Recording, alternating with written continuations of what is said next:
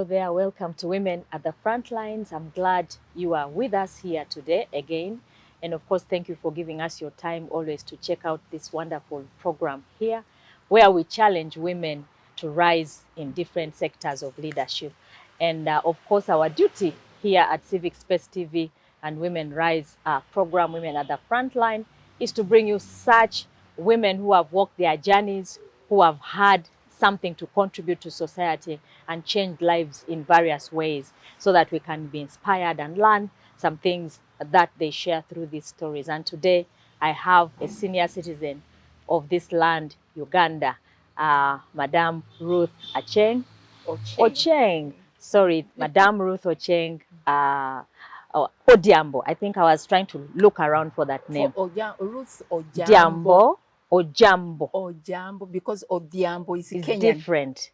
Ojiambo Ochieng. Ojiambo Ochieng. And that's Ugandan. That's Ugandan. Wow. How would somebody know that difference, you know? Okay, Ruth, we are so delighted to host you on Civic Space TV. Thank you for giving us your time. We are so honored. And of course, particularly me, I have been your direct mentee in the women's movement again. So I'm learning as well and picking some things from the lives that come to this program as well. Yeah, so yeah, welcome. Thank you very much. And I'm also sincerely honored to be invited to talk about myself and all that work that we have done within Uganda and beyond. I'm really grateful. And perhaps you are this kind who hardly has that time to share your life story. And many people would love to know more about this Madam Ruth, the popular Ruth that we know in the women's leadership structures of Uganda. You are quite right. Sincerely speaking, when I was still at Isis-WICCE, there was no way I would have had time to share anything, because you are just running. You are running, you are thinking, you are connecting. So at the end of the day, you don't have time to write anything about yourself. But I'm glad to say that I'm writing and I have a draft of my bio. Wow. So soon, I hope. Soon you'll be launching my book will come out. Wow. Yeah. I think every woman leader has been encouraged to do that. And of course, it's challenging for many of us, but how to put down your life is another, skill that is needed. But that will be a gift to the next generation. Yeah. Very important. First to your grandchildren, and then to others. Yeah. So that they may know what grandma did. Wow. They'll be proud to read that. Yeah, so some of those things we want to go ahead of your bio a little bit. Not all of the things you put there. We can't exhaust in this 1 hour. No. We just want a few things that we can learn from your life. And so to get to that story, we would just like to navigate through your life, landmarks of your life, as we pick out, some pointers for the young women, for the young women leaders. Yeah, so we'll start from there. Yeah. Yes, as you heard, my name is Ruth Ojieng Ojiambo. I'm a fourth born of 11 children. 11? Yes, my father was a reverend, and my mother, of course. And reverends those days. They were good at, populating the world, as the Bible says. But it's beautiful to be born in a large family. So we were 11 of us, and I was the fourth born. Wow. Fourth born, and for that matter, actually, the third in line, because the sister that I was following passed on when she was still a baby. So I became the third born. And being a girl following two boys, my father loved me. Oh. He did literally everything to see to it that I become what he thought I would become. As a girl? As a girl. Imagine in your years, at that time. No, he was such he was an exceptional He was a feminist. Let me tell you one exciting thing. Whenever we would be going to boarding schools, he would give us, each one of us, five shillings. Are you hearing of 5 shillings? And then when the boys have packed their luggage, they have gone, then you see him calling you slowly. And then he gives you another 5. Then he told me, girls need money more than boys. This is for you. By that time, I hadn't even started my menstruation. So it is later on that I realized, so he knew I needed all these other things. Wow. So I always really honor that guy because he, all my journey, you'll see in my journey, he was always there. Always present. Of course, I was born and grew up at the time of Idi Amin. But before that, I would want to say, I would want to call myself a war child. A war child, Yeah, war as child. well. Wow. Because when my father was doing theology in Limuru Theological College, that's the first time I saw a gun. That's the time when the Mau Maus were coming out of the bush. Wow.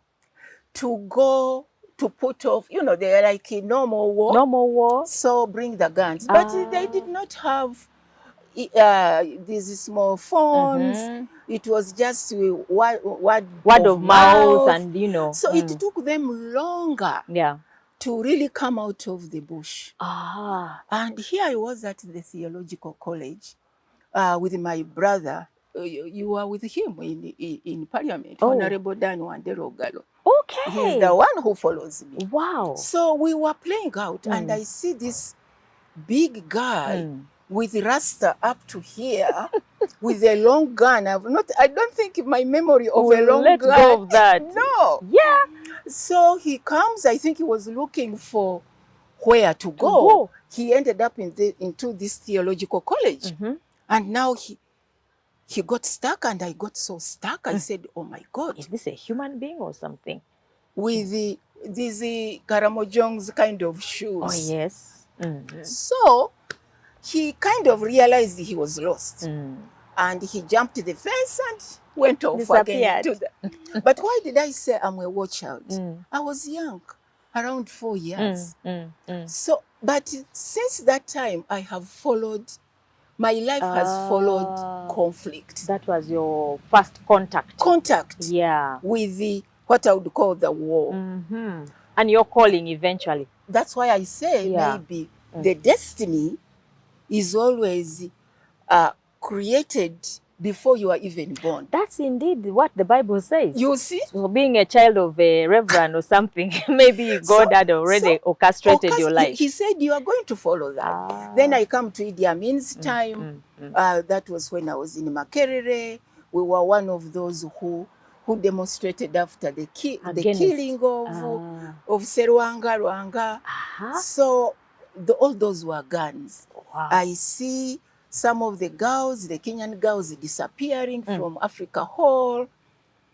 We never saw them again. By the police, I mean the military then? Or? Of course, as young people, when they killed this young man, and we had heard that he was a sickler, and you know what sickle cells does.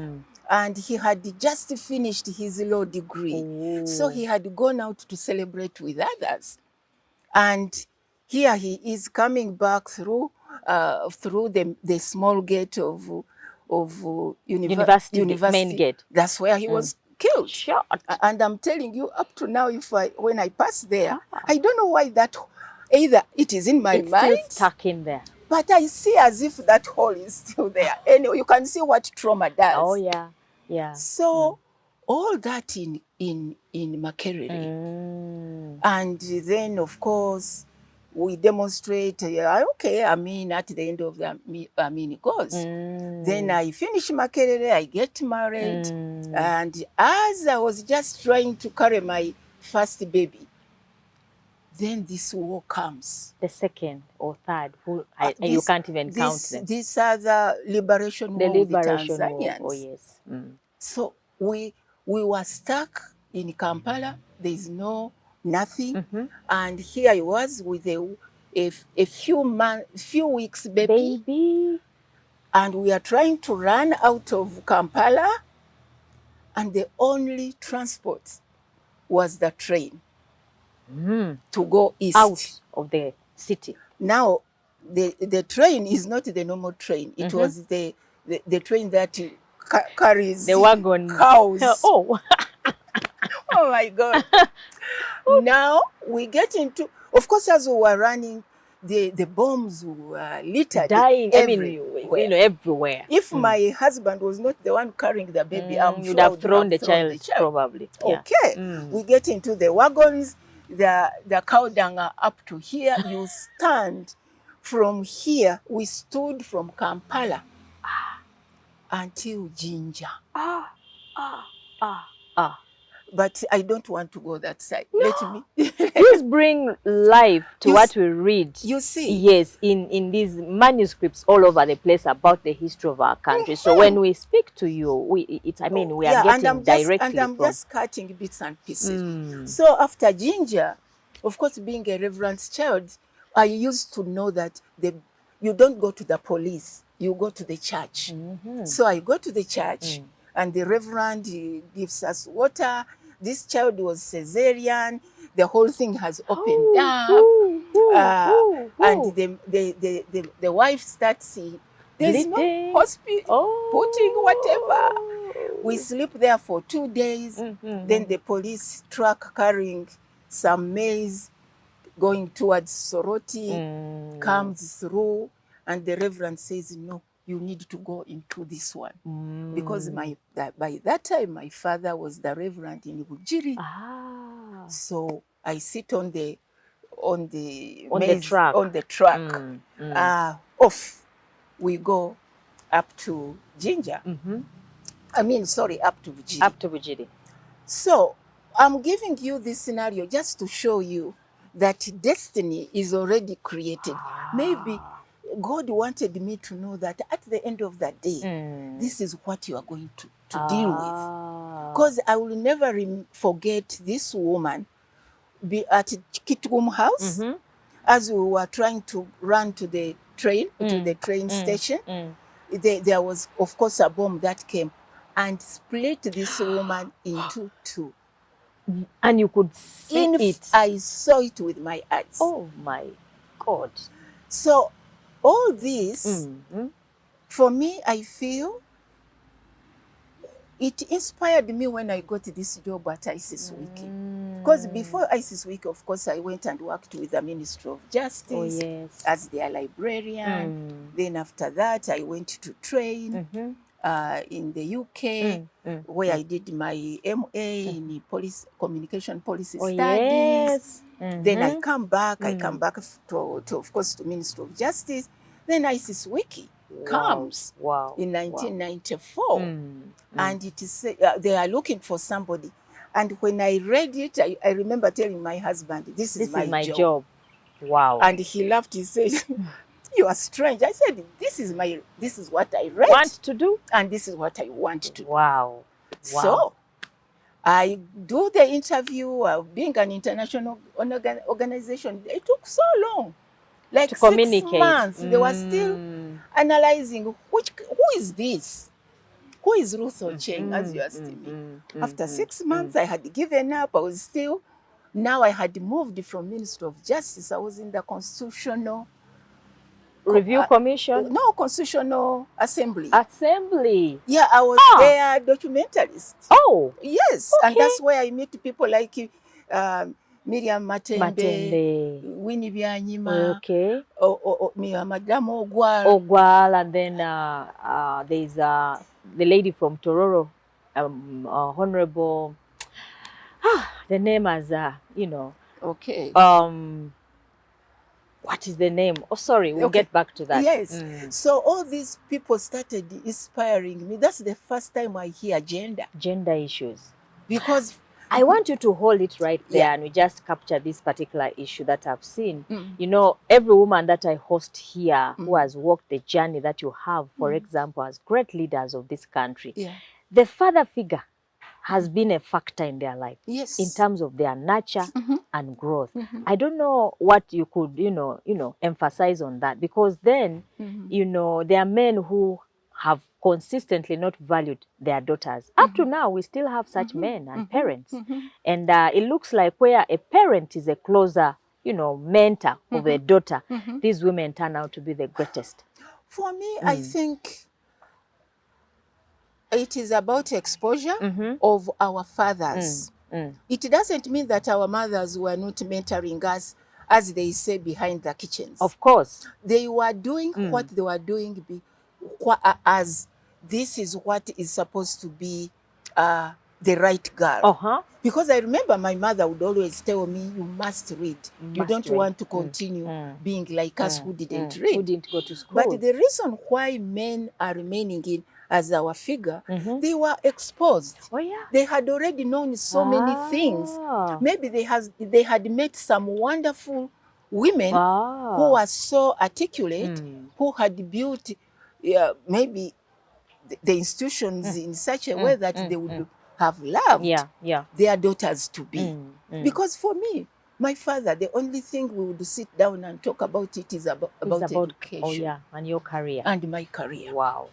Okay, so and also you will see how your life is woven, along. It's not by accident that you arrived where you are. No. Yeah. It is, and for me, I think that's why I said it is destiny. It is destiny. Because when I got Isis-WICCE job, I decided this is it. This is it. And when I was recruited as the documentation coordinator. Officer or coordinator. I went in and I said,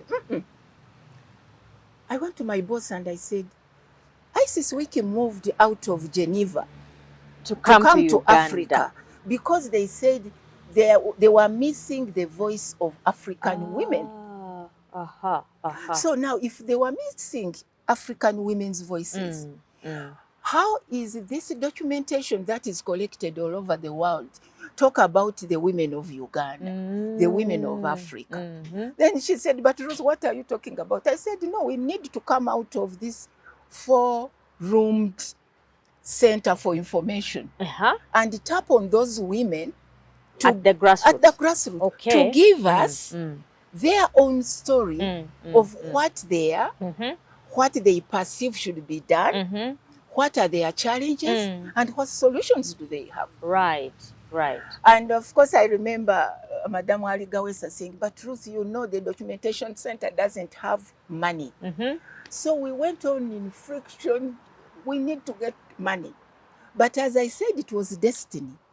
One German woman comes from Germany to evaluate the organizations that she funds. Then Peace Chambre Queen now, she asks her that, we want to meet others. Who are they? Then Peace Chambre tells her that there's this other new organization that has come. Okay. We really don't know what they are doing. Okay. But they are there. So Maris, she's called Maris. She comes. She meets the ED, and the ED calls me in and says, this young lady is bothering me so much. With so many questions. With the voices of women. So she says, let her tell you the story. Okay. And I tell the story. My vision of women's voices was beyond documentation. And it was beyond all these theories and all these. It was about the real what life. Does that woman say? Real life experiences. So I tell her, because I had seen all this, I told you the Mau Maus, I come, Makerere. So I wanted to know. The Kampala War and all that. The Kampala War. So she listens and she says, Ruth, we are going to give you money. Wow. Yep. Just like that. Just like that. Was that in the middle of any conflict in Uganda at that time? By that time, Luwero had just calmed down. But you must know Gulu was on fire. Teso was on fire. Kasese was on fire. Yes. So my only pull was that we must get the voices of these women on the table. It's not only us who have gone to universities. What are these women saying? So she gives me, she goes back. Heinrich Ball Foundation gives us money. Wow. We enter Luwero. We enter Luwero now. The excitement I had. Wow. I didn't know that it was going to be, the excitement was as much as the pain. Yes. So we get in, and Professor Mwaka, of course, you can't just get in. We consulted, we went to Professor Mwaka. She says, that would be the most wonderful, because yeah. by that time she was the So deputy you are speaker. now going to Luwero to do what? To document. To document. To hear what women say happens to them in war situations. My sister, it was as if it had happened yesterday. The other day. The women knew what they were dressing in, how many they were, what they did, how they did it, and they went on calling, come and see. Wow. The whole reproductive system were in shatters. Of women. Many women. Many. Ooh. Many. Ooh. Those who were burnt with whatever. I mean, the story is long. I can't go on and on. So I went back to my boss and I said, I'm stopping documentation unless we are going to make sure that these women are taken care of. Wow. And I remember I had read a book where a researcher from UK, I forget the name, he had come, he had talked about, the women have healed and men in Luwero. From Luwero. Because they smiled. When we came, they smiled. They were welcomed happy. Us. Little did they know that that's the culture of an African woman. Absolutely. And particularly Ugandan. Yes. And the way they tell you, yes. Yeah. So things of home are not discussed. They don't discuss them. As they don't discuss public, what happened to them in war situations. Wow. I mean, they wouldn't. Wow. Unless they trusted you. And I can imagine there was nobody else in the country doing that kind of work. And we were living in trauma. We were the first. So I read this guy before we went to Luwero. And when I arrived and these women were talking, crying, saying, Jangolabe, come and see. Wow. What I saw in Luwero Triangle is unbelievable. Trauma of the highest level. Little did I know that it was the only one. Ooh. We go to Gulu, we go to Soroti. Same story. We go to Kasese. Same story. The same story. Wow. So I was telling you that after this, I told my boss, I'm not going to continue. We must get a solution for these women. So my boss says, what is your problem? You wanted to document. You have documented. We are going to take them into workshops. People will discuss, and all those who are supposed to do these things will take over. Pick up from there. But inside me, I knew governments take forever. By the time they reach that woman I saw with all her uterus popping out, when will that be? You know. I said no. So she said, but Ruth, me now, we need to do one thing. I said no, we stop, we intervene, then we move. So we went. Dramatic stories. So she knew. She knew Dr. Mirembe, the gynecologist. Okay. Being from communication, Mirembe told me, package something that will tell me what you saw. Of course, I went and packaged on now those small experiences and tapes. Oh yes. I made sure my mind was more on the reproduction because I had seen the sexual violence. So we go to Mulago, she looks at it, she listens and says, Ruth, sometimes it is in the mind. So I said, what do you mean? She says, if you want to do an intervention, it must be physical, psychological, and social. What I mean is that she may be thinking she's sick, but it is the violence she has experienced. So my wild mind tells me we need medical doctors. I'm not a doctor. So I tell Dr. Mirembe that, we need to go. She said, yeah, but you need to get psychologists, psychiatrists, and gynecologists, and surgeons. Because you are telling me some bullets are still in the thighs of women and men. At this level now, it is women and men.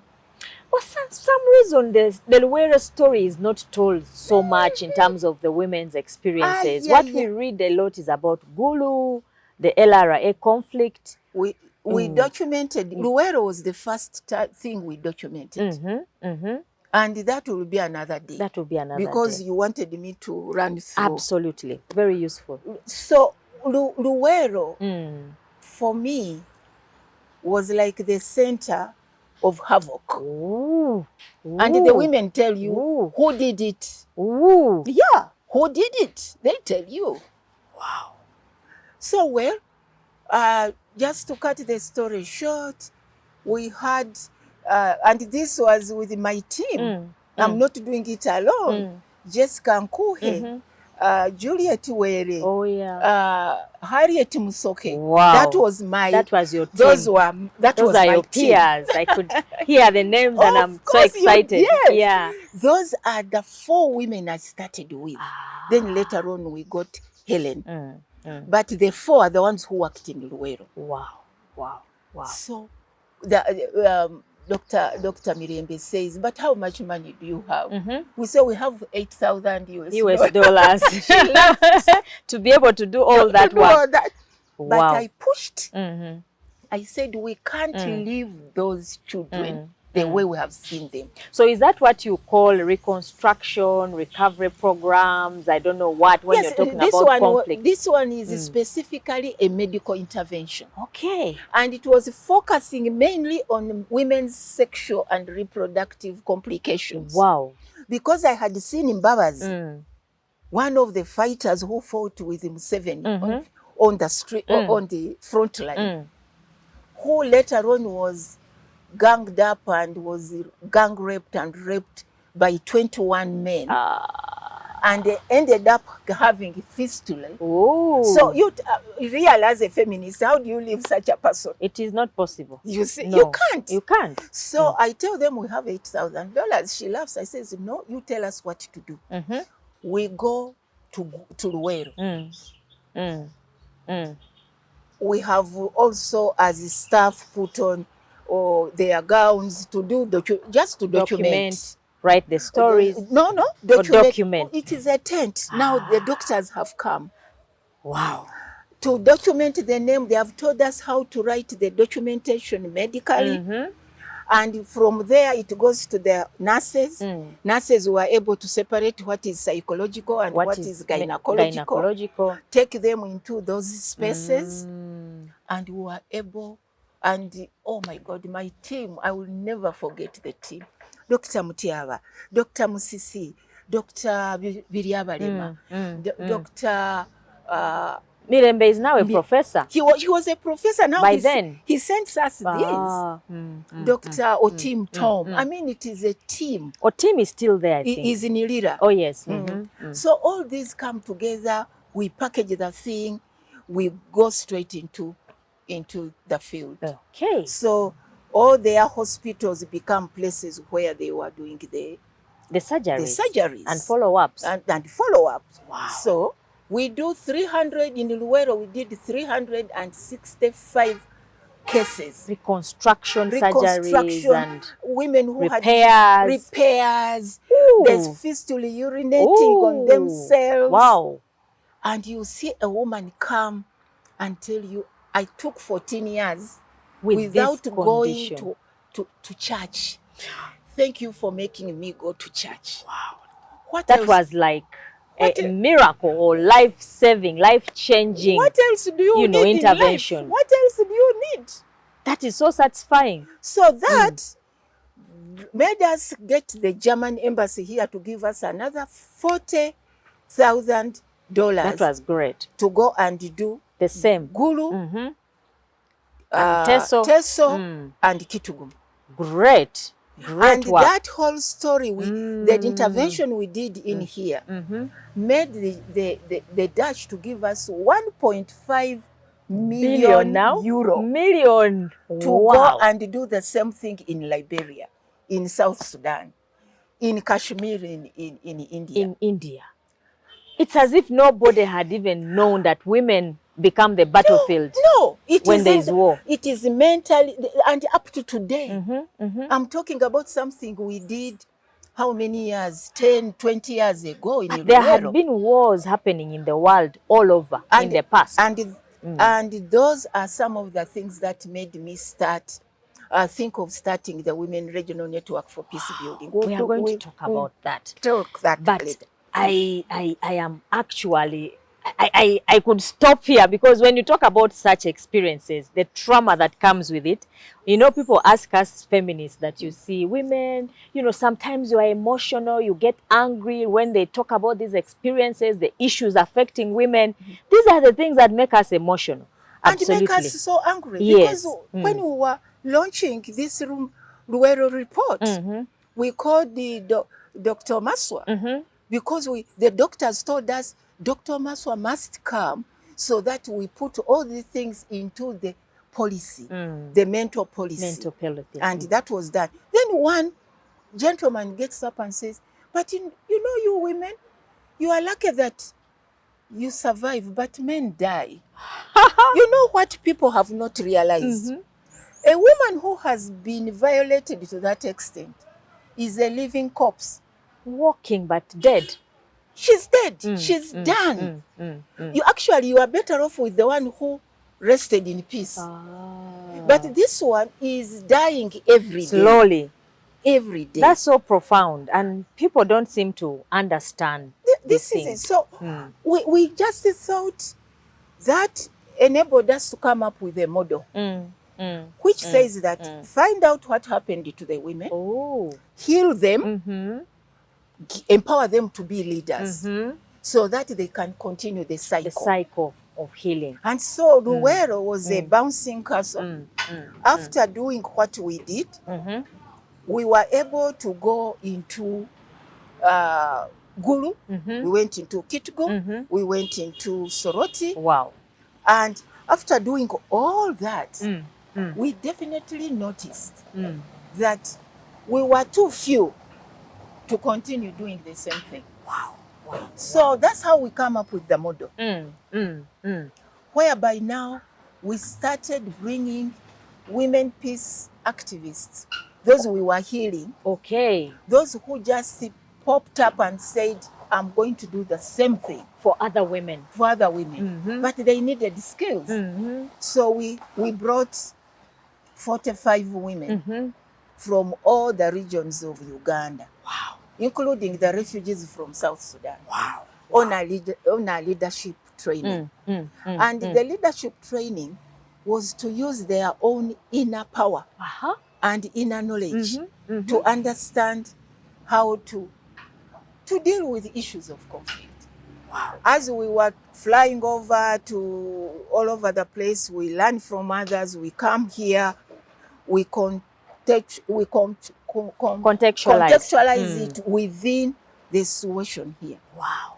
So we were able, after 5 years, to actually build 5 women groups. One in Iteso, one in Luwero, another one in Gulu, another one in Kitgum and Kasese. Activists. I know of one in Teso. Yes. That is Teupa. No, yes. Teupa, Teso Women Peace. The one for Cecilia. Oh, yes. Cecilia. From Katakwi. From Katakwi. Yes. So now, these women became so excited and powerful that actually we did not now need to go back to the communities. They were able to do what they saw us do, develop proposals.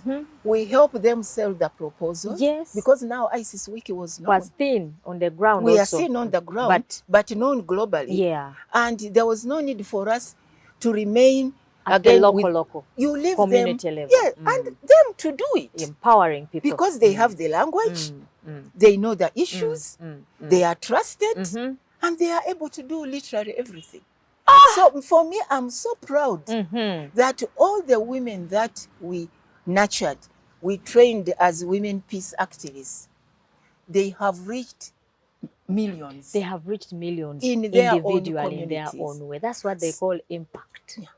So they have gone beyond their communities. Some have even been, I remember this young lady who lives positive with the HIV and AIDS. The work she did when some groups came to Uganda, they decided they needed her to go to the White House to go and talk about it so that it can influence the international community. This is a woman who never went to school. At all. But because of the 5 years, she even picked English. Wow. We told her, when you go to the White House, you have to speak English. No, okay. She was speaking English. And where she couldn't find the word, she could get someone to translate. But the essence is to give her the confidence to say, they know nothing. It is you who knows. And as women leaders, that's what we should be starting to see. We should not see them as, oh, they are victims. Oh, we need to empower them. We are the ones taking the knowledge to them. We are the ones giving. Actually, they have the indigenous knowledge that can actually transform their communities within no time. Within no time. Cecilia, Gladys Chanugura. Wow. Because they speak the language, they trust them, they know what they are doing. They came up with so many bylaws in their communities. In their own communities. That actually shaped the local government in terms of women's rights and the participation in the peace building. Ruth, if you are talking to a younger person than myself, they would be wondering what you're talking about and what all this, you know, every time we ask about Isis-WICCE, people don't seem to know what you have done. And yet there is so much, so much impact, so many lives changing, so many that you transformed during that time. Maybe because also the conflict now seems to have gone a little down. And so somebody would not know the immense work that you contributed over the 20 or so plus years in the country. And of course, as I thank you for that, because you've already captured your impact, so many things. But I want to build on your discussion to what now we hear as the UN 1325. I think for you it was real, more real, because now you had these local experiences documented, but also transforming the lives of these women who are directly affected by conflict. So you are brought to life what it means, you know, to have a discussion of women in conflict. Really, really. Yeah. So then where does the UN 1325 come in, and how do you move that discussion forward? First of all, we were in the Security Council hall.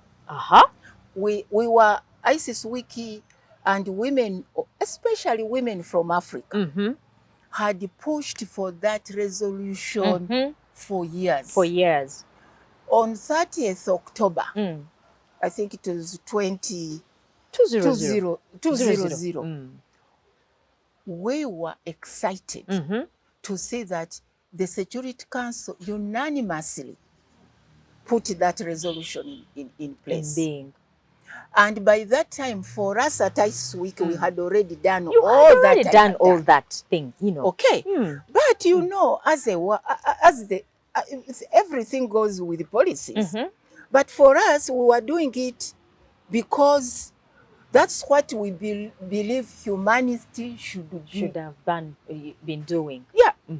So by going to the CSW, Commission for the Status of Women, advocating, we were taking the Luero Triangle reports. We were taking the Gulu reports. We were taking all that. But and other women from Sierra Leone, from Liberia. So that day was a celebration for us. Indeed. But my perception was, when I read the resolution for 1325, with the 3 P's and the R. Protection, participation, prevention, rehabilitation of women. I danced because I knew now women were going to be at the center. Wow. This is in 2000. I said, what else? Now, it is Uganda women who will be participating in decision making. They will be participating if there is any IDPs women will go there to talk about the issues they know. They will be the ones who will be influencing policies on stopping violence against women. Prevention. And if there is any crisis, the women in Uganda will be part of that team, which the UN should be taking, because they know it. But I was disappointed. Why? I'm celebrating and later on I was disappointed because the resolution 1325 is excellent as a document. But when you look at how women have been, the priority that was put in it, women's participation, was only in the military and the police. Yeah, because now it is like peacekeepers. We need to keep peace. But when you look at the woman's definition of peace, it's different. It is a triangle. It's talking about heal her body, organize her mind to come out of that and know that she can still live, and improve and uplift her spirit. And then she becomes a leader. But all that were not up to today. We are still struggling again, because it is every time it is numbers in police, in the army, in politics. And I totally agree with that. We need to be but when you talk about healing the body, mind and soul of women who have been violated, we are still very far. Very far. I can imagine the experiences that you're sharing of Luwero. I mean, how do you heal this woman who has been raped by 22 people? Can she ever be human again? That is why we came up with that model, to bring in psychiatrists, psychologists, and surgeons.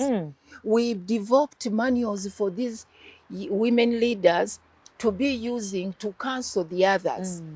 The problem with all African countries, they have failed to know that the traumas that we have had as Africans, from colonialism to now, can never make us transformed to actually participate into development. Full development. Never. You can see the impact. Of course. Yes. The cycles go back. The cycles go back. You tell me. Yes. These peacekeeping, peace agreements we have all signed, DRC, where the truth is that after 5 years, we go back into the cycle. And this thing of the mind is very important now that you talk about it, because we see that the African person generally is still traumatized, and we still see ourselves second in terms of status to the white man. That is the trauma that you're talking about. Because we have never appreciated ourselves. We think we don't know, when actually those people get a lot of the information from us, go and package it, and then it becomes their information. The first thing governments need to be doing in all ways is to make sure they deal with the traumas that we have gone through. Wow. So you're actually saying in terms of conflict, there is always that aspect of trauma, of rehabilitating the person, because their will is broken. It's broken. Absolutely. Their mindset is about yesterday. It's not about tomorrow. But we also need to know that the conflict is not only that armed conflict. Wow. We are living in conflict. Are you telling me that Uganda is in peace? No. Of course we are not. So that also brings us to what the white man has made us not really start thinking. All the narratives, the language, so conflict, peace, and security is all appended to war. Wow. You tell me. Wow. When there is domestic violence at home, isn't it a conflict? It is. It is. Why are we calling it domestic violence? It's a conflict. When we have this climate change and you are seeing all these landslides, people losing wherever, aren't their bodies in conflict? They are. So Africans now need to redefine what peace is, what conflict is, to expand, to deal with the issues that we are dealing with today.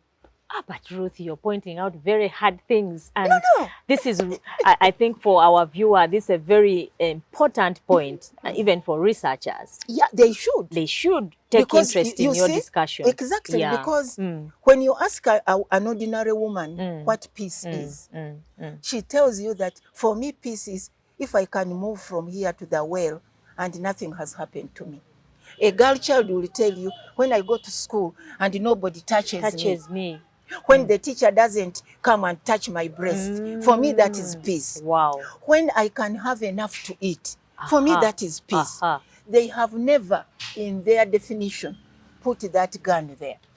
I'm glad you came, because this conversation will not end. And I think I want to invite people working in this area really to do more around it, to recast the discussion. They should. Recast the discussion of conflict. I think it's very, very important. Because even security, immediately you talk about security, then we are talking of the army.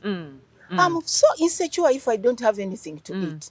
I'm so insecure if I hear someone banging on my gate. Yes. I'm so insecure if my child cannot go to school. All those are insecurity issues. Wow. So why are we embedded in these national issues? They can continue with that. But as Africans, we must unpack these terms. Wow. And contextualize them in the realities that we face today. I mean, of course, I'm battling with time, because there is so many sweet things that you have and that we could still discuss in this 1 hour of ours. But to just break it down, I know you will come up with a book, but those recommendations, we need to take them forward. Maybe one thing that I would like to pick quickly are two things before we wind up. The issue of women leadership. You've touched a bit of it in terms of women's participation. But here we are still about increasing numbers of women in all these spaces. I don't know what your quick thoughts are on it.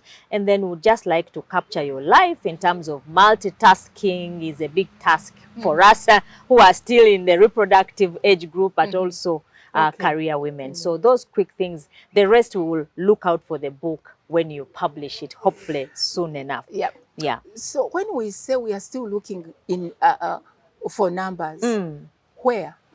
In all sectors. In terms of the indicators globally, we are told that in terms of bridging the gender gap, we are very far in terms of women's participation. We need another almost 200 years to catch up. For me, I think the numbers are there. What is remaining, what is refusing women to take up those leadership places is patriarchy. Patriarchy is still active. It is deep, it is rooted. What have we done all these years then? You know, you must know that it is something which was embedded into men as they grew up. You are the leader. The Bible also tells you they are the leaders of the home. The head. They are socialized. Our mothers told them, you are going to be the head. It is going to take long. Secondly, unfortunately, even the men who have been enlightened are not helping to crush patriarchy because of their own interests. Because we are now in a competition, my dear. I saw that in Parliament a lot of times. You agree on everything. But when you reach certain things, then the men begin to caucus. They even go and caucus with the president, head of state. You see? Can you imagine to fail a motion on the floor of Parliament? I'm telling you, we must know that's the problem. Though what we should do as women, for me, I believe we just need to start building that movement at all levels. Again. No, to strengthen it. To strengthen it, yes. To strengthen it. And not to start only here, because I think we have done it too much here. You're right. But we are getting the women from here. And if you go and they are not there, whom will you bring here? Where will you? You stand, guys. Where will you find them? Okay. So until we women who are privileged to have had fathers who did this to us, we just need to go back and to organize the roots the other women. and organize them. Even if it means leadership is about service giving. Yes. It's not about my power. You use that kind of approach to leadership, then you have just come to empower yourself. Oh yes.